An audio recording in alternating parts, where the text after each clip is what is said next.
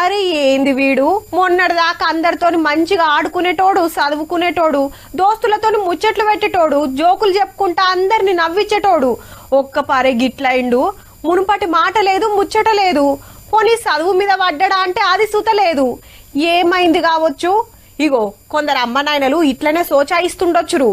ఇంతకు పోరలకేమైతుంది, ఎందుకట్లా వేస్తుర్రో తెలవాలంటే గీ ముచ్చట చూడాలే. పడుసు పోరగాన్లు ఉత్తగనే పరిశాన్ల పడుతుండ్రు, అమ్మా నాయనలను పరిశాన్ చేస్తుండ్రు.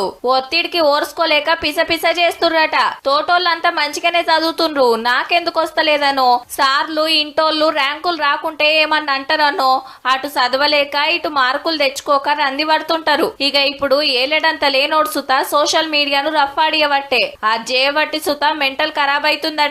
సోషల్ మీడియా ఓపెన్ చేసిన వెంటనే కంపారిటివ్ బిహేవియర్ స్టార్ట్ అవుతుంది. ఆ పిల్లాడు అంత బాగా చేస్తున్నాడే, మా ఫ్రెండ్ ఇంత బాగా సాధించాడే, వాళ్ళంత మంచి బట్టలు వేసుకున్నారే, వాళ్ళంత మంచి కార్లో పోతున్నారు, నేను ఎందుకు పోతలేను? వాళ్ళకన్నా బెటర్ ఫెసిలిటీస్ మనకు ఉంటవి, కానీ మన మనసు దానికి ఒప్పుకోదు. గదన్నట్టు ఆళ్ళ లెక్క నేనెందుకు వీడియోలు చేస్తలేను, నాకన్నా వాళ్ళ డ్రెస్సులు బాగున్నాయి, పలానోళ్ళు కార్లల్లో తిరుగుతుండ్రు, నేనెందుకు పనికి రాకుండా పోతున్నా అని ఇట్లా ఆళ్లతో నీళ్లతో పోల్చుకొని డిప్రెషన్ లకు పోతుండ్రు అన్నట్టు. నలుగురు ఇట్లా ఒక్కళ్ళు ఏదో ఒకటి పెట్టుకొని మున్పట్లే కుంటలేరట.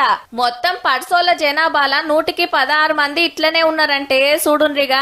అందంగా ఉండాలి, జిమ్ కోవాలి, బాడీ పెంచాలి, మస్తు ఫేమస్ కావాలనే తన్లాటల పడి దిమాగ్ ఖరాబ్ చేసుకుంటున్నట్టు. ఇక పెద్ద బీమార్ ఏందంటే 13-14 ఏళ్లలోనే పిల్లలు కొత్తదనం కోరుకుంటూ అందులో ఏదో ఉండింది, దాన్ని మనం మిస్ అవ్వకూడదు అని చెప్పేసి చాలా యంగర్ ఏజ్ లోనే గంజాయికి, ఆల్కహాల్కి మరియు చాలా రకాలైన ఇంజెక్టబుల్ సబ్స్టెన్సెస్ కూడా తీసుకుంటున్నారు.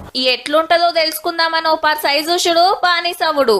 అసంటోళ్ళని ఎట్లా గుర్తుపట్టాలంటే చదువు మీద ధ్యాస ఉండది, చెప్పిన మాట వినరు, నలుగుట్ల కలవరు, తిండి చక్కగా తినరు, నిద్ర చక్కగా పోరు, ఎప్పుడేదో ఓగొట్టుకున్నోళ్ళ లెక్క రంది పడుతుంటారు, ఊకెనే బీపీ పెంచుకుంటారు, కొట్లాటలకు పోతుంటారు.